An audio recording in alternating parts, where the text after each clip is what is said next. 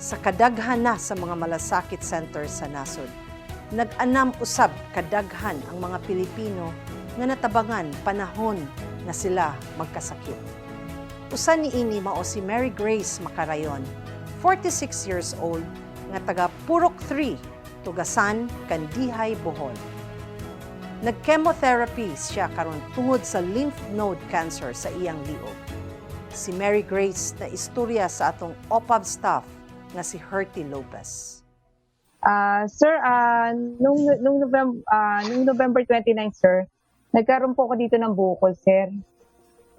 November 29 of last year ni ma'am. November 29 last year.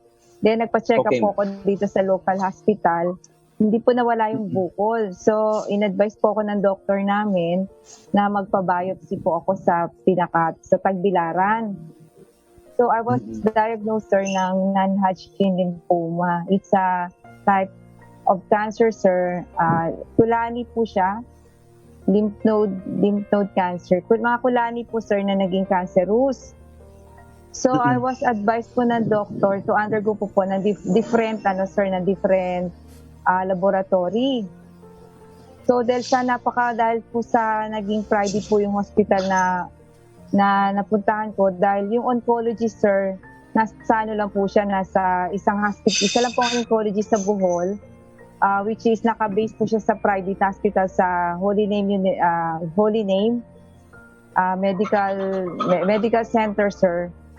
So, since napakamahal po doon ng mga ng mga laboratory, nagpunta po ako sa Don Emilio sa Ubay. So, doon Yes, po ma'am. ako naka-avail ng malasakit. Your medication, ma'am, is it covered ba siya ng malasakit center? Sir, hindi po ako na-covered ng malasakit. Ang ang in-apply ko lang po doon, sir, is CT scan, to the echo, tsaka ultrasound, sir.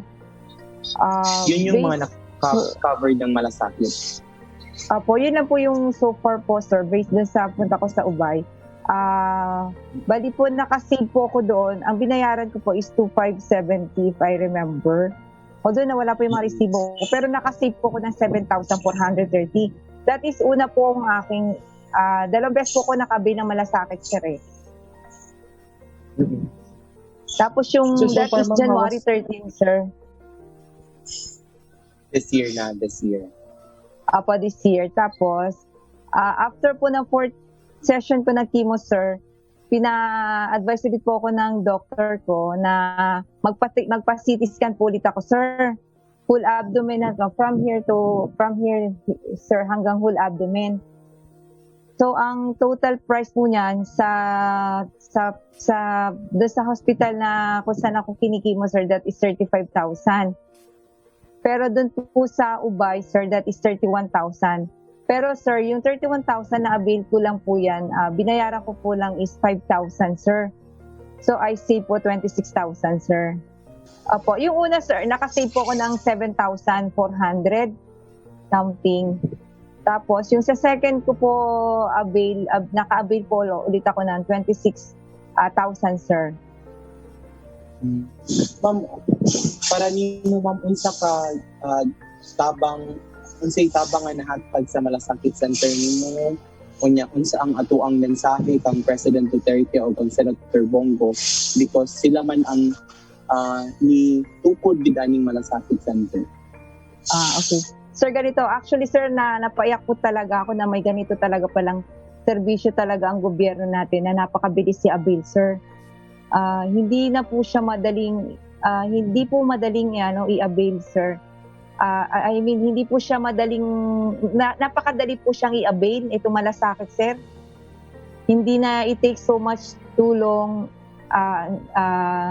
hindi siya ganun katag. Gaya po nung sir, nung that time na nag-to-the echo po ako, 2 days lang po ako nag-process ng para sa malasakit, para maka-avail po ng malasakit. That is only 2 days, sir. In 2 days, sir, na-avail ko po yung 26,000. Talaga napaiyak ako doon, sir.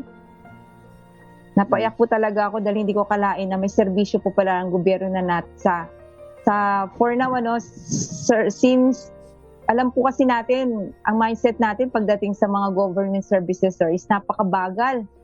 pabalik-balik, it takes time, ang dami pong interview. But this time, sir, nakita ko po na ang malasakit is napakabilis po. Malaking tulong po ito sa ating mga lalo po sa amin may mga sakit na ganito, sir, na kailangan po talaga. Kasi kailangan po talaga na makakuha kagad ng result. Kailangan mai-process mo agad yung mga mo, sir, itong mga laboratory mo, sir, agad-agad para maka-move on ka, sir, sa next medication mo. Maukadto si Mary Grace Macarayon, usa sa mga malasakit center beneficiary nga taga Kandihay, Bohol. Daghan pang sama kaniya ang natabangan sa malasakit centers tibuok nasod. Tuyo og tumong ni Presidente Duterte ug Senator Bongo nga matabangan tanang mga Pilipino panahon nga sila labing nanginahanglan. Hangtod sa sunod higayon, kini si Asek Girly Enriquez Veloso ug maayong hapon. Isayag yun! Isayag yun! Isayag yun!